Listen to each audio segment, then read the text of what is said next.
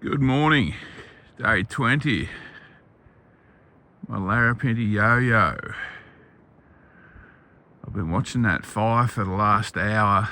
It's getting closer. And the wind's blowing it my way, so I reckon it's about 5 k's away at the moment. But yeah, it's not making for a restful night's sleep, that's for sure. It's about 3:30 in the morning. There's another one to the left a bit further away. The wind's changed in the last couple of hours. Good morning, day 20. Again, I don't know if you see that smoke over my shoulder. That's that fire that was firing up last night. It for about, when the wind changed in the middle of the night, it kind of really arced up. It's quieting down a bit now. It's not far away. It's probably only 4 k's away, 4 or 5 k's away, and it's blowing my way. But I'll be gone after brekkie. It's Simpsons Gap behind me. So I think I'm going to be okay, providing the wind doesn't change again. So I'm not going to go back down the gap today. I've had 3 visits on this trip. I'm heading to Wallaby Gap.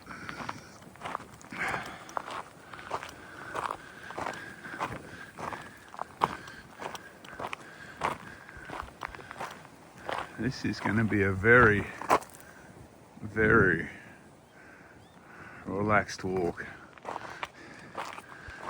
Not all day to do 10.3 kilometres. Now, there's 3 side trips that I want to do, so that'll be fine. At least if there's no flies, it's too cold and windy this morning. We'll see how we go this afternoon.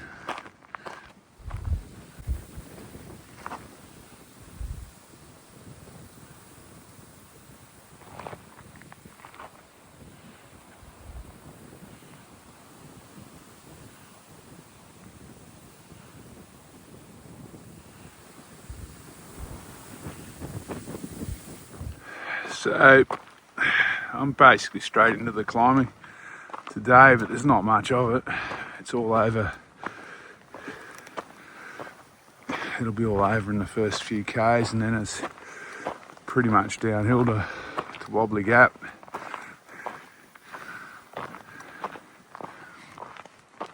That smoke's slowly starting to clear. That fire's died right off. I think it picked up when the wind changed last night. It's what woke me up. The wind got stronger, turned kind of subtly, maybe southwesterly or something. So I got up to go to the toilet, and then I could see the fire. I couldn't see the fire when I went to bed last night. Then I kind of woke up every half hour for a while and just checked to see if it was getting closer, and it was getting closer. So I packed up most of my stuff in case I had to bail quickly, but then the wind died off and the fire died down, so I ended up having to sleep until about 8 o'clock, which was good. If I'd had to bail, there's a big coach parking area down at the Simpsons Gap, only 400 metres from camp, so that was my plan. Head down there, or the Roe Creek's really wide sandy bed, and just kind of sit it out. The fires up here now, they run a bit harder than they used to because of the buffel grass. Back in the day when it was just spinifex, never really had to worry about them running too fast across the landscape.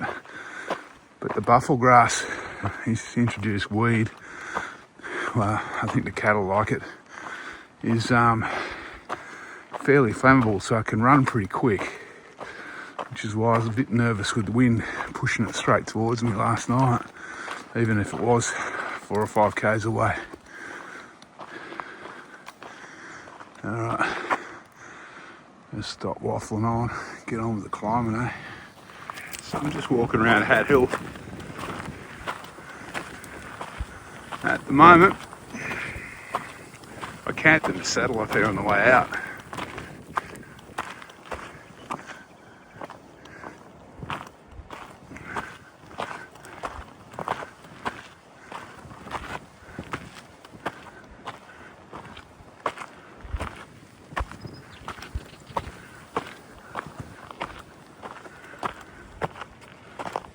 So that's Hat Hill up there.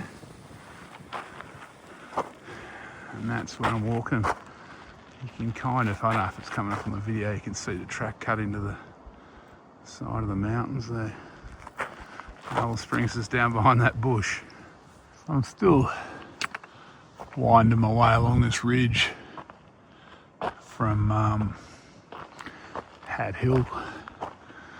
Slowly dropping down now. Till we hit that flat country down there. I've just spent 2 hours laying on a rock, enjoying the sun. It's cold today, in case you're wondering. I've actually got a thermal on.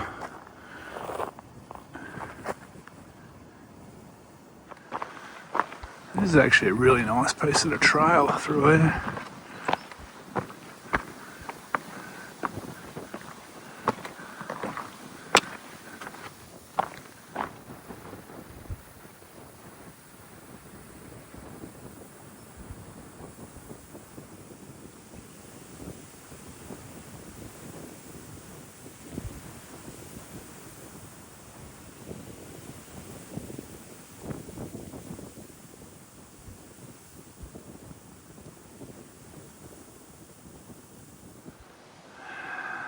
So this is Fairy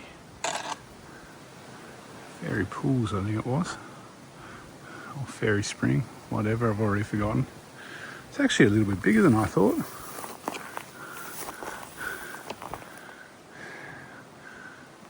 You can see some water just trickling down the rock face there.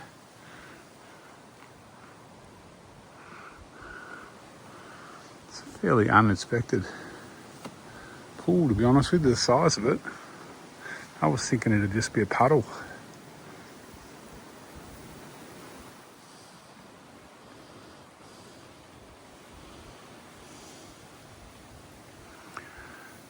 And this is probably deep enough to swim in with a bit of water flowing in.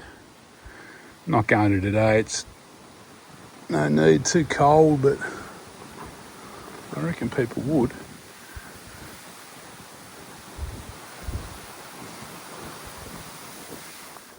I'm reunited with my pack, if I haven't mentioned that already. I'm heading to Scorpion Pool now. I think the last one was Fairy Springs.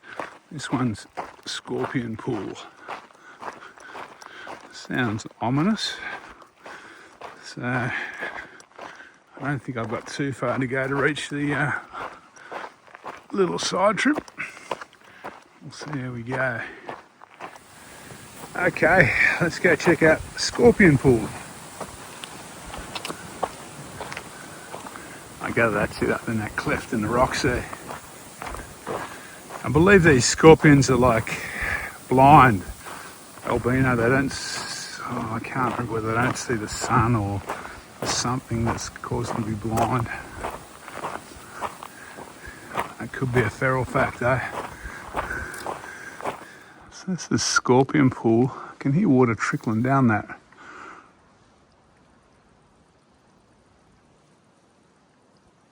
rock face there. Goes into this top pool. You definitely won't be swimming in this one.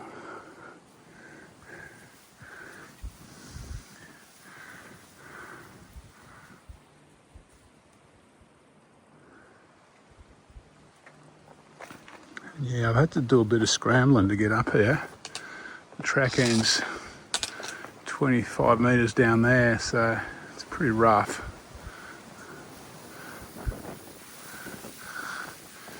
If you've only got time for one, I'd probably go for Fairy Springs rather than scorpion pool. That's the dirt on these two little side trips. So you can see some water trickling down the rock face there. There's a nice little clear pool there. I don't see any scorpions in it though. And there's another pool just to the left of it, down a level. It's pretty kind of full of algae and pretty murky. That's the track starting just over there on the side of that hill.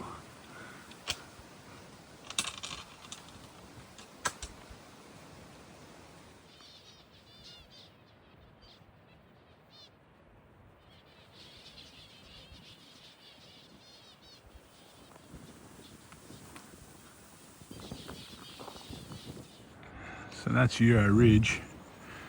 That's where I'm heading, just this side of it, to Wallaby Camp. So I reckon I've only got about a kilometre to go, judging by that.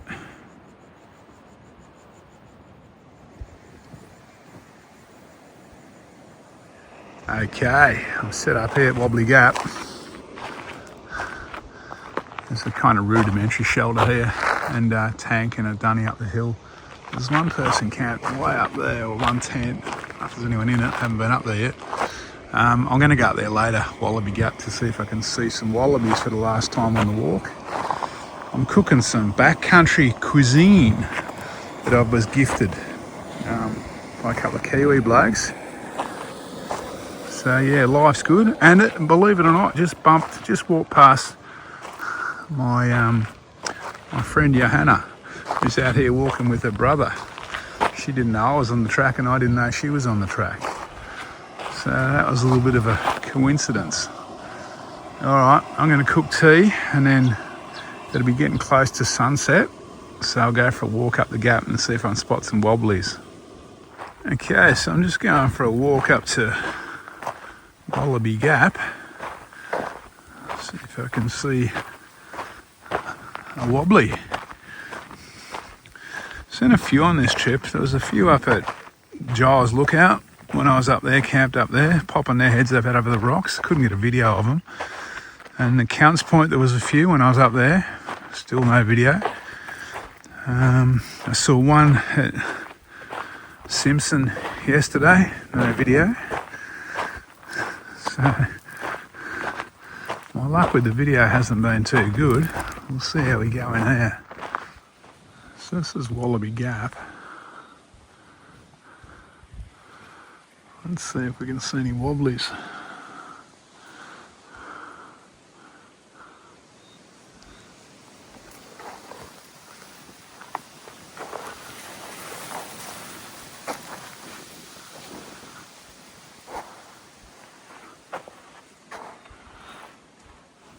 Well, that little pinprick is a wallaby.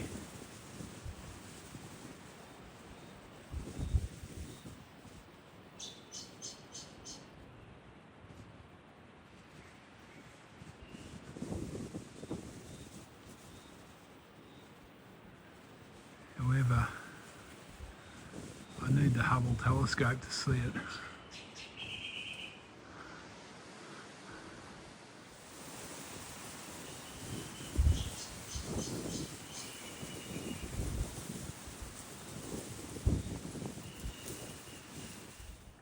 So I've just walked up the hill behind camp to get my last sunset view of the trip.